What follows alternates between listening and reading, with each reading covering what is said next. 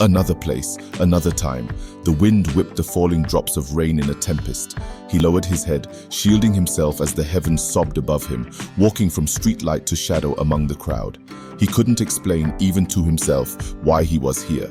He just knew he was where he was supposed to be. His sneakers splashed through the small puddles and rivulets left on the sidewalk.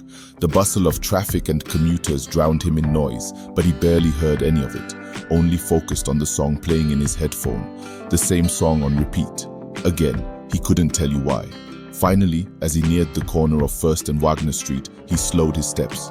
He finally lifted his head as the sharp wind rustled his coat and cut through him like daggers. He stared through the glass at a barely crowded coffee house.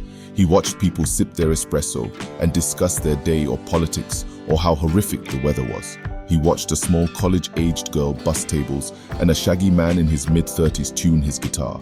And then his eyes settled on her, the blonde angel with piercing green eyes that drew him there in the first place. Her smile radiated brighter than the lights above the makeshift stage.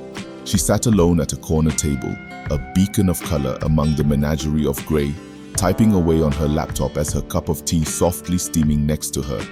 As the rain poured down on him, he closed his eyes and remembered. His mind flashed back to the first time their paths crossed. It was England during the plague. Neither were from wealth or royalty, but in their small village they were happy.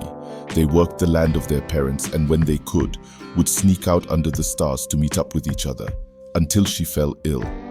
It didn't take much time for her to succumb to her illness, and in a moment, she was gone. The tether of their intertwined fate snapped like so much string.